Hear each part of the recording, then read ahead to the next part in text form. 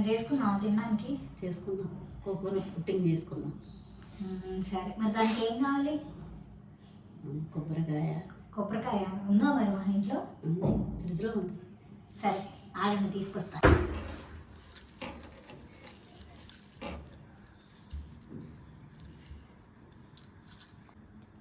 అతే కొబ్బరికాయని కొట్టేసి ఇలా ముక్కలు చేసుకోవాలా? ఇది కొట్టేసి సన్న సన్న ముక్కలుగా కట్ చేసుకొని మిక్సీ పట్టేసుకోవాలి. Okay okay.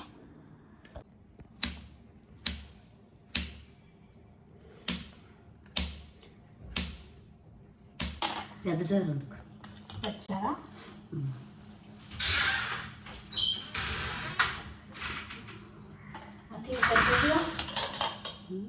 అదే అయితే ఎన్ని వాటర్ పోస్తున్నారు? కొంచెమేనా? నేను కాదు, మామూలు మనకు కొంచెం చిక్కగా పోవాలి. ఓకే.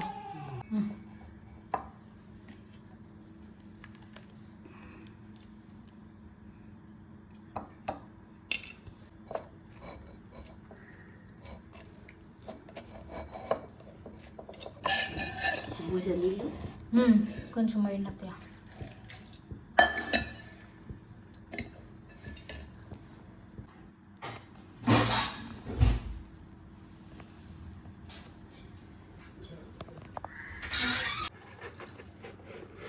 వేస్తాను.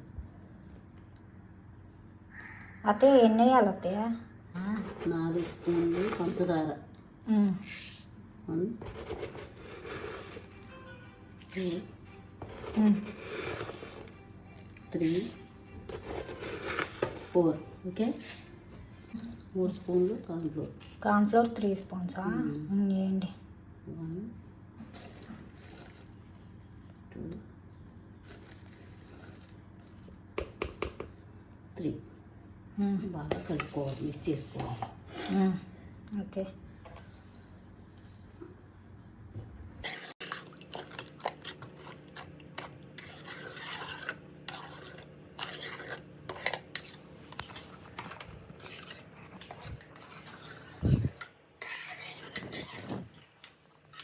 అయితే ఏంటి?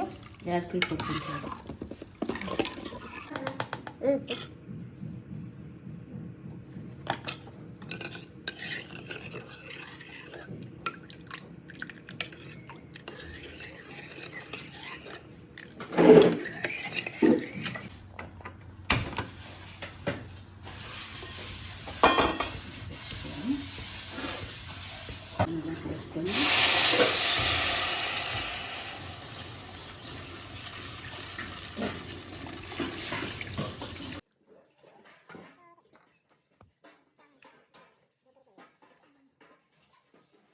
పోసిన దగ్గర నుంచి మనం కలుపుకుంటూనే ఉండాలి.